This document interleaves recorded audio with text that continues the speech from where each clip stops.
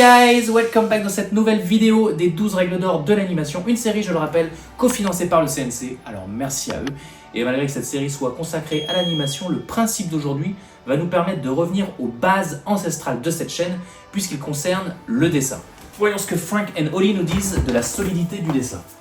Grim Natwick, qui commença dans l'animation à New York en 1924, disait « Mieux tu dessineras, plus ça sera facile pour toi. Tu dois dessiner le personnage dans toutes les positions et sous tous les angles. Et si tu ne peux pas le faire, il te faudra dessiner sur un autre angle. Ce sera beaucoup plus restrictif. C'est quoi le mot là? Contraignant. Contraignant, there you go. Ce sera plus contraignant et difficile. Et ça te prendra tout le temps. Donc ce principe concerne donc bien notre capacité à faire des dessins d'animation en volume, pour pouvoir les tourner dans tous les sens. Des dessins qui ont du poids, qui vont être en équilibre, qui vont subir la gravité. Il faut qu'on puisse croire que tous les éléments dessinés existent dans un univers tridimensionnel auquel s'appliquent des lois de la physique. C'est cette crédibilité qui va leur donner vie. Donc pour animer avec cette règle, il va falloir maîtriser la perspective, les volumes, l'anatomie en dessin. C'est ça qui va vous permettre de dessiner des personnages dans n'importe quelle position et sous tous les angles. Alors quand j'ai cherché des exemples à montrer pour ce principe, je suis tombé sur certains des plans les plus incroyables de l'histoire de l'animation 2D. Comme par exemple ce plan de Frank Thomas où Pinocchio est chahuté dans sa cage.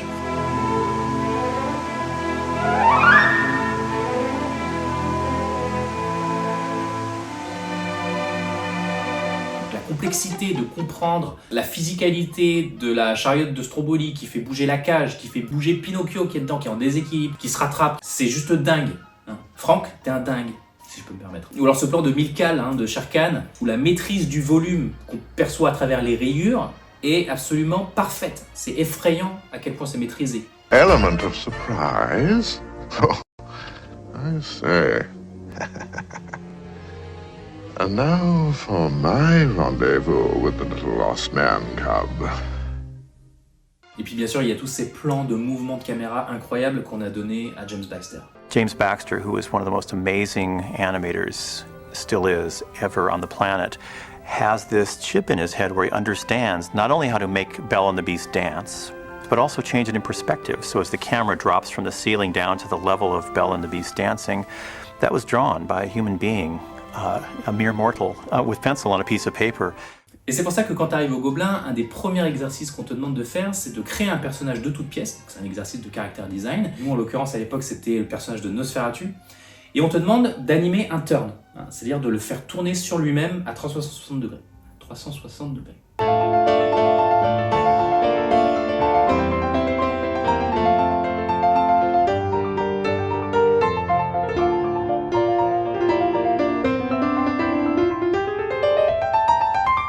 Et ça, c'est un exercice que je vous conseille absolument de faire parce que ça va réellement vous apprendre à dessiner des volumes dans l'espace. D'ailleurs, si vous vous rappelez, dans la vidéo sur les arcs, j'avais fait un demi-turn de la tête de Dingo. Donc il y avait des petites erreurs, c'était pas parfait. Mais voilà, si vous pouvez faire cet exercice, vraiment faites-le, ça va vraiment vous apprendre à dessiner les volumes dans l'espace.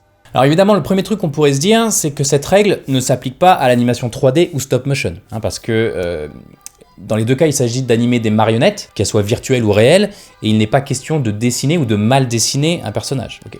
Pour autant, l'essence de cette règle, c'est de maintenir l'intégrité physique de ton personnage. Donc si en 3D, par exemple, tu déformes trop ton mesh, tu vas nuire à l'intégrité physique de ton personnage et tu vas nuire à sa crédibilité, à son réalisme. Ça m'est déjà arrivé en prod de faire ça.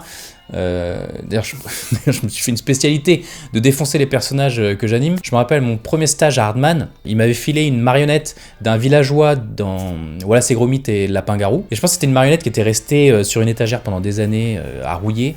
Et quand je l'ai animée, au bout d'un moment, je l'ai pété quoi. Attends, je me suis dit, je suis Hardman et tout. Et le premier truc que je fais, c'est que je pète une marionnette. Et je l'avais pas pété au niveau d'une articulation quoi. Je l'avais vraiment pété au milieu du tibia métallique. Donc super galère. Alors, heureusement, ils ont réussi à la réparer, mais il a fallu que je la replace au même endroit, quoi, exactement au même endroit. Donc en fait, si la pose de ton personnage n'est pas en équilibre, s'il y a un problème avec la physique, que tu sois en stop-mo ou en 3D, ça change rien. Cette règle te fait défaut, parce que la solidité du dessin, ça signifie en réalité la crédibilité. Mais en revanche, chaque œuvre peut créer un monde avec ses propres lois de la physique. Il y a quelques années sur cette chaîne, j'avais expliqué comment, dans la série Bip et le Coyote, Chuck Jones avait créé un monde avec ses propres lois. Parce que la règle qu'a établie Chuck Jones, c'est que le coyote ne subit la gravité qu'une fois qu'il s'est rendu compte qu'il était dans le vide.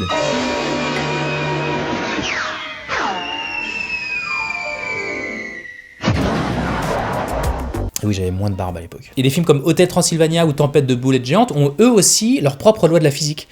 Mais l'important, c'est de les garder cohérentes du début à la fin. Parce que si un personnage n'est plus en accord avec son environnement, c'est là que l'identification émotionnelle n'est plus possible. Et si on suit le filon de cette règle, on pourrait même l'appliquer à des films à prise de vue réelle. Par exemple, une mauvaise écriture de personnages, je pense par exemple à la dernière trilogie Star Wars, peuvent rendre des personnages complètement incohérents avec leur monde. On a dans la dernière trilogie des personnages qui devraient mourir un nombre incalculable de fois et qui pourtant réapparaissent au plan d'après. Yo! Yo, holy shit, he dead! Oh, he dead for sure! Exactement comme le coyote de Chuck Jones.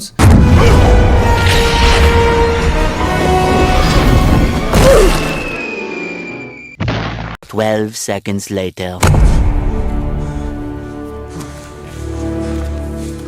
C'est d'ailleurs même explicitement dit que les personnages survivent sans raison. Somehow Palpatine returned. Et à contrario, il y a des personnages aussi qui meurent sans raison. So Luke died from an overdose of the Force. I forgot that part. Pour moi, on reste quand même dans cette règle de la solidité du dessin, puisque l'intégrité physique des personnages n'est plus en cohérence avec les règles du monde qui avaient été établies dans les précédentes trilogies. D'ailleurs, ça me rappelle, il y a 10 ans, j'avais eu la chance de visiter Lucasfilm, bien avant qu'il soit racheté par Disney, avec mon amie de promo Hélène Leroux. Et Hélène est toujours à San Francisco, et elle bosse à Google. Alors je me suis dit, on pourrait peut-être aller à San Francisco pour lui demander ce qu'elle pense de la solidité du dessin.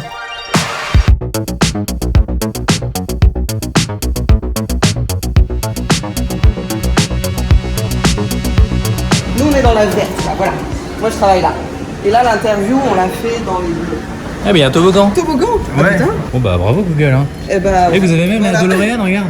De Retour vers le futur. Bah oui, mais je savais pas non plus, j'avais pas vu celle-là. Il faut que tu ailles un peu plus sur Google pour rechercher les infos. Je vais faire mes recherches. Ouais.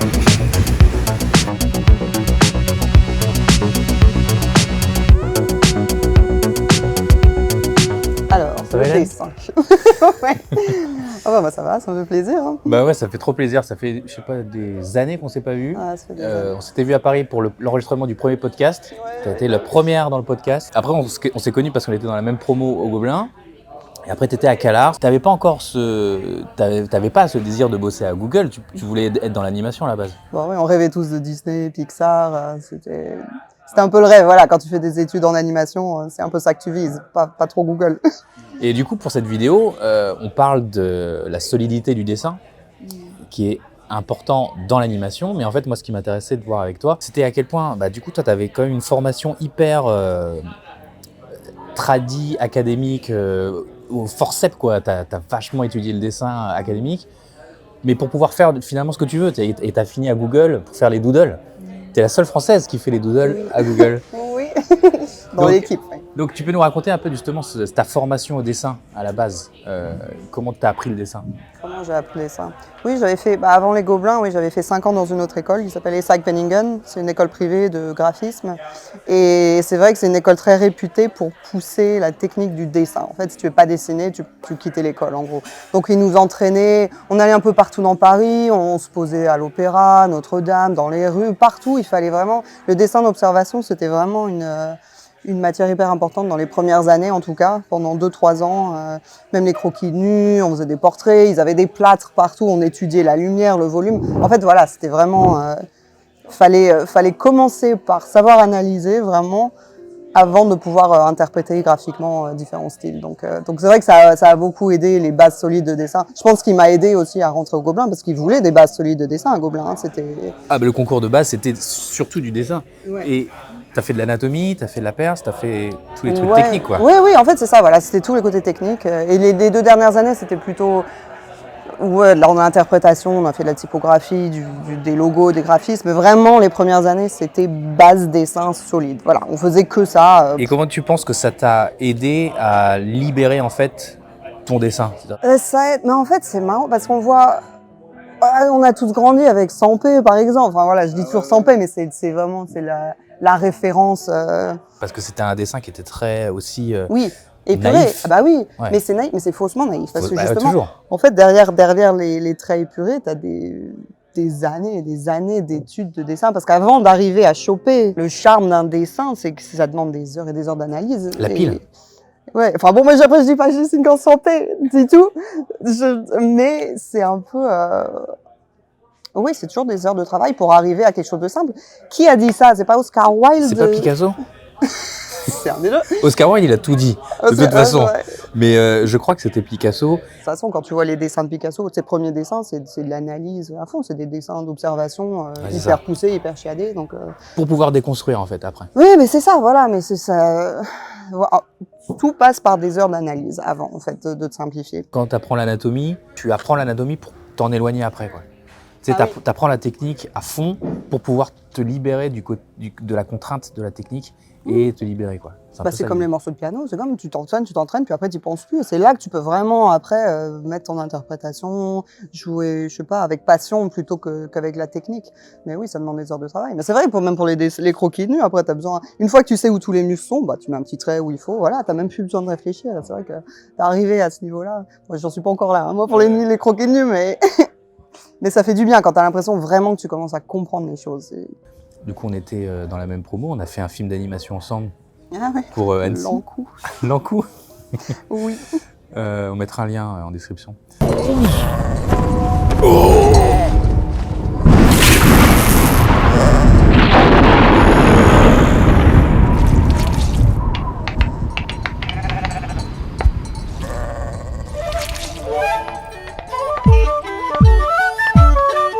Et donc, tu as fait de l'animation 2D. Quand tu es venu à CalArts en 3e année, tu as fait un film d'animation. Floating in my mind, oui, tu l'avais vu en cours de production.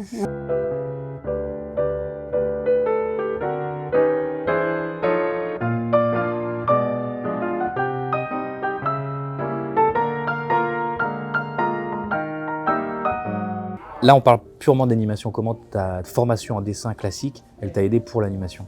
Les premiers exercices qu'on faisait avec Fred Nagorny, où on faisait le personnage, on créait un personnage qu'on faisait tourner, les préliminaires d'animation. Les poissons qu'on faisait, oui, je me rappelle voir les en 3D. Bah oui, mais c'est ça passe pareil par la compréhension du volume, de la perspective. Si tu comprends pas en fait comment retranscrire un objet en 3D au crayon, c'est vrai que c'est dur de le faire tourner après. Donc je me rappelle, on avait vraiment analysé ça. Donc c'est pour ça qu'il demandait une base de dessin solide, parce que si tu comprends pas la 3D, si tu comprends pas le volume, tu peux pas animer en fait, en gros. Donc, Et aujourd'hui, comment tu penses que ta formation classique, intense, de dessin, t'aide dans les doodles? Et bah c'est ça qui est bien dans les doodles, c'est que tu peux faire, en fait on fait le style qu'on veut et la base de dessin, mais du coup ça te permet de t'exprimer librement dans plusieurs techniques en fait, et c'est ça qu'on cherche à faire un peu dans les doodles. Comme c'est des petits projets, et ben on peut explorer plusieurs styles. Moi je sais que je sais pas si tu l'as vu récemment le bol de Thaïlande avec un coq dessus en fait. Et en gros c'est un coq sur un bol avec de la peinture autour. Et moi je me dis ça pourrait être sympa de l'animer. Du coup j'ai fait une espèce de rotoscopie sur un bol, donc j'ai peint chaque image sur le bol et puis ça bouge en tournant. Et c'est marrant ça. Donc en fait c'est utiliser chaque thème en fait, d'associer une technique à un thème qui pourrait faire du sens par rapport au sujet du doodle. Donc c'est un peu associer et ça aide en fait parce que tu réfléchis plus au côté technique et tu vas à fond dans quel médium tu veux utiliser en fait. Est-ce que tu continues à dessiner? Dans des carnets, Ouais, des sketchs. Est-ce que tu tiens un sketchbook? S'il y a des cours de nu, est-ce que tu continues à y aller? Mais on a commencé à en faire des cours de, c'est pas des nus, mais des modèles qui posent tous les lundis, toutes les 2 semaines dans l'équipe, on va se faire ça. J'aime bien, j'ai toujours un carnet avec moi en fait. Je prends des notes, je fais pas des chefs-d'œuvre du tout dedans, mais c'est plus, il y a un moment, j'ai envie de m'en rappeler, je fais un petit crowbar, je prends l'habitude de le faire beaucoup. C'est tes souvenirs en fait, tes carnets, c'est toute ta vie en fait en dessin, c'est quand même sympa. Pour reprendre l'analogie du musicien, du coup c'est aussi continuer à faire tes gammes pour pouvoir après jouer les morceaux, quoi. Oui, c'est ça. Après, moins dans la technique, je pense que... Il y a un moment, je me dis, bon, bah, je sais pas dessiner les mains, par exemple, tu vois. Je me dis, bon, bah, du coup, on va plus dessiner la tête ou d'autres parties du corps. En fait, c'est à plus apprendre à... Qu'est-ce qui me fait plaisir au bout d'un moment? Parce que au bout de 10 ans, bah, si je sais pas dessiner un truc, je me dis, allez, voilà, je laisse tomber au bout d'un moment. Et puis, voilà. C'est apprendre à se faire plaisir, en fait. Trouver un truc qui te plaît dans ce que tu dessines. Parce que ça peut être très décourageant, je pense, pour les gens qui essayent, qui arrivent pas. Moi, la perspective, j'ai du mal aussi. Ta vidéo était bien faite, du coup, je me suis dit, je vais m'y remettre un peu à la perspective, parce que du coup, il suffit de choper le truc, en fait. Ouais. Et c'est dur. Quand tu l'as pas, tu peux en avoir marre. Il y en a qui laissent tomber le dessin parce qu'ils n'arrivent pas à dessiner quelque chose. Je me dis, c'est trop dommage. Tu vas trouver un truc qui te plaît dans le dessin. Mais tu crois pas que c'est lié à un déclic, justement, comme ça? Si, je pense que c'est lié à un déclic. Mais bon, pour trouver le déclic, il faut tester. Ouais, faut se prendre les murs jusqu'à ce que tu aies le déclic. faut apprendre à... Mais c'est ça qui me plaît dans tes blogs quand tu fais, parce que toi, tu as montré tous tes dessins depuis le début. Ouais. Même ceux qui n'étaient pas top au début. Moche, ouais. Oh, mais tu vois l'évolution et tu vois la persévérance et je trouve que c'est vachement intéressant de voir ça. Moi, je ne l'ai pas montré, mes premiers dessins. En fait, la solidité du dessin, c'est drôle parce que quand tu commences... En fait, moi, le problème que j'avais au début, c'était que je voulais faire de l'animation. Ouais, mais j'aimais pas dessiner. Ouais, c'était particulier. Vrai et donc, quand j'ai commencé à dessiner, en fait, ils étaient pas du tout solides, justement, mes dessins. Mais pourtant, c'est une des règles d'or de l'animation, c'est la solidité du dessin, ou comment faire, quoi. Je pense que la vraie solidité du dessin, elle s'acquiert vraiment... en s'entraînant. Ouais, mais nous, on faisait que ça. Dans ma première école, on faisait que ça. C'est vrai. Mais moi, quand tu m'en parlais au Gobelin, c'était presque... J'avais l'impression d'un truc un peu militaire, quoi, que c'était... C'était un peu militaire, ouais. Ah bah on était notés et tout, ça n'avait pas des bonnes notes, bah, tu sortais de l'école, c'était vraiment, c'était important, c'était le truc le plus important pour eux. Alors c'était dur sur le moment, mais après, ça nous a fait du bien de dessiner autant, finalement. Enfin, moi j'ai toujours pris plaisir à dessiner. Les cours de dessin, ouais, c'était mes cours préférés. Ça serait quoi, pour finir, ton conseil pour ceux qui, comme moi en tout cas, à une époque, a galéré pour apprendre à dessiner, quoi, pour que ton dessin soit solide, tu vois, même avant qu'il soit beau. Parce qu'en fait, finalement, tu vois, il y a plusieurs règles. Tu vois, as la pile, donc c'est le charme du dessin, la beauté. Mais quelque part, la solidité du dessin, ça se concentre plus sur le côté technique de est-ce que c'est juste ou c'est pas juste ton dessin. Est-ce que la perspective est bonne? Est-ce que le volume est bon? Est-ce qu'il est solide, quoi? Il faut faire des cours de dessin analytique. En fait, faudrait que tu trouves une personne qui puisse te donner des retours aussi. Parce que toi, tout seul, tu ne pourras pas te rendre compte. Ouais. Je pense que c'est important aussi de connecter avec les gens qui savent dessiner, qui ont vraiment des dessins solides, qui vont t'aider à construire ton œil, je sais pas si ça se dit, et à te faire remarquer ce qui va pas. Parce que souvent, t'es là, t'essayes, tu sais pas, tu comprends pas, pourquoi ça marche pas. Et parfois c'est ça, et ça peut aider juste à avoir un regard extérieur. Moi je dirais voilà, de quelqu'un qui a fait des écoles, quelqu'un qui est prof, je sais pas, mais prendre des cours de dessin, c'est important. Je pense que c'est la base. Moi j'en prenais des cours de dessin quand j'étais jeune, même avant d'avoir fait les sacs Penningen, je prenais des cours à l'école, j'étais toujours en option dessin. Il faut avoir la passion, il faut avoir la patience aussi de le faire au début, mais il faut vraiment aussi savoir pourquoi tu veux dessiner. Je pense de base, parce que tu peux faire de la technique autant que tu veux, mais il faut savoir aussi ce que tu veux comprendre dans tes dessins et pourquoi tu veux le faire. Donc le côté plaisir est indissociable pour toi? Je pense, oui, ça doit être une passion quand même de base, le dessin. Parce qu'il y en a, ça va être la technique, et puis ils vont faire de l'architecture d'intérieur, par exemple. Après, moi, c'est plus perso, donc je me suis... Oui, tout ce qui est design. Ouais, voilà, parce que t'as vraiment... Voilà, ça c'est technique, et moi, ça m'intéresse pas, tu vois, pour le coup. Moi, je préfère donner de la vie dans des dessins plutôt que le... Mais il y en a qui vont être plus intéressés par ça. Donc, faut aussi comprendre ça, ce que tu veux faire dans le dessin. Et après, t'entourer de gens qui vont pouvoir t'aider à évoluer et à dessiner ce que tu veux. Ouais, non, mais je sais pas. Non, mais c'est marrant parce que tu demandes ça, mais je me suis jamais posé la question, mais qu'est-ce qu'il fait? Mais c'est vraiment des heures et des heures et des heures de travail, d'analyse, de se taper des mauvaises notes à l'école, parce qu'on y est passé, hein, nous. Ouais. Mais, tu sais, on avait nos bâtons où tu construisais, tu comptais les combien de têtes quand tu faisais un personnage. Les proportions, bien sûr. Ouais, les proportions. Il fallait toujours, tu sais, tenir ton... Parce que tu avais des grandes feuilles comme ça. Il fallait vraiment le tenir à plat, parce que si tu le mettais comme ça, la perspective, ça marchait plus. Ouais. Enfin, voilà, Il y a la technique de regarder dans le miroir pour voir si ça marche aussi. Ah oui, de faire en miroir. Oui, parce que ton œil, comme tu disais, il n'est pas forcément habitué, donc il voit pas, il croit que c'est bon, puis tu le mets en reverse et tu dis non, en fait, ça va pas. Oui, t'as raison, le reverse, c'est ça, c'est aussi une bonne technique, ça. Les visages, c'est le pire, ça. Quand tu mets en reverse, c'est waouh. Mais même dans la réalité, moi je regarde mon visage en reverse, c'est mort. C'est vrai qu'on n'a pas l'habitude. Si toi, tu te rencontrais en vrai, je pense que ça ferait un choc. Ah non, mais je veux pas. ta boucle d'oreille, non, t'as les deux? Eh bah ouais, tu vois, c'est nouveau, c'est récent. Ouais, c'était mon anniversaire. C'était une surprise de ma chérie. Oh, c'est trop mignon. Bon anniversaire. Merci, c'était en juin.